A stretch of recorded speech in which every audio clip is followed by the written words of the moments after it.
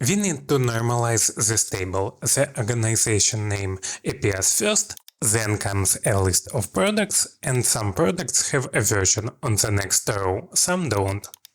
This creates two natural grouping levels, grouping by organization and by product. This new challenge is perfect for showcasing an advanced grouping technique that I want to share with you. After importing the table into Power Query, use the Group By feature.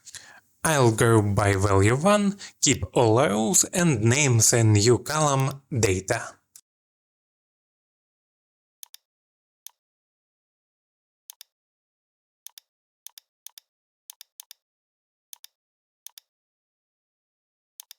The Table.Group function doesn't just have 3 arguments, not even 4. It has 5 arguments. The fourth is group kind. We'll set this to 0, which means group kind local. This tells Power Query, only group consecutive rows with the same key. Don't merge rows from different parts of the table. The fifth is a compare function. It's a little brain twister, but basically it's telling Power Query, this is the start of a new group if the first value equals our text. That way, each group will contain the organization's name row and also products and versions that belong to it.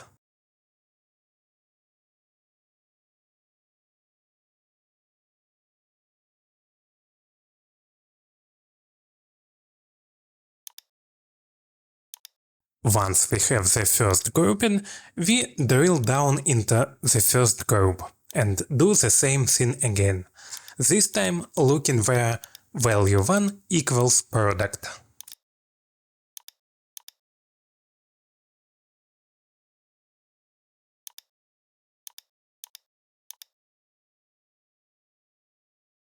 I'll group by value 1, keep all rows, and name the new column Data.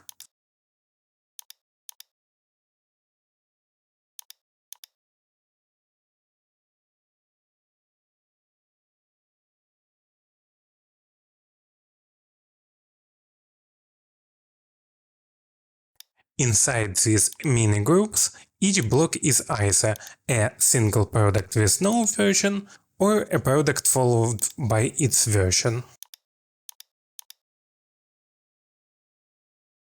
From here, we transpose each mini table to flip rows into columns.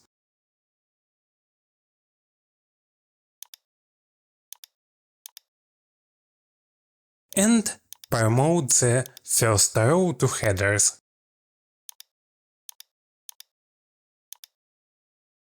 That instantly gives us neat product and version columns.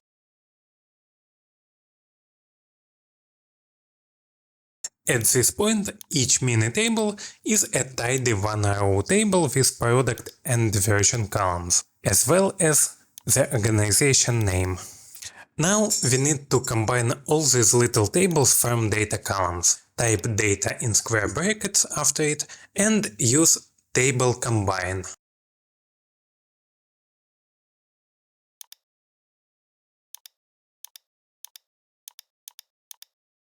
Now we will take the formula code we used for the inner groupings and copy the entire formula. Go back to your first grouping step, the one grouping by organization, and paste the inner grouping formula there, but with one important change. Replace the reference to the data column with an underscore symbol. Why? Because inside the first grouping, each group already holds a mini table of rows.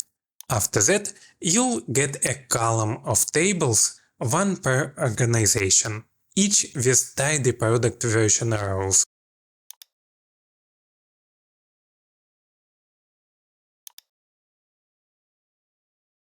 Use table combine trick once again on this column to merge all organization tables into one big normalized table.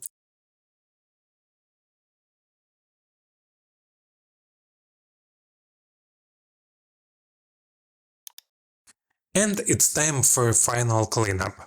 Now the table looks much better, but we still need to fill down the organization column, so each product row shows which organization it belongs to.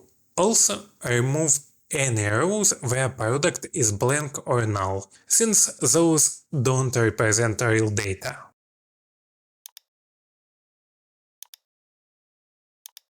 And the last thing is to delete any temporary steps you created during this process to keep your query clean and efficient.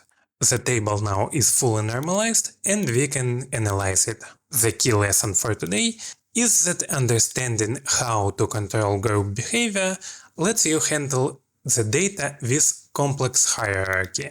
So next time you see stacked or nested data, remember a clever combination of grouping and a dash of M code can save the day. See ya!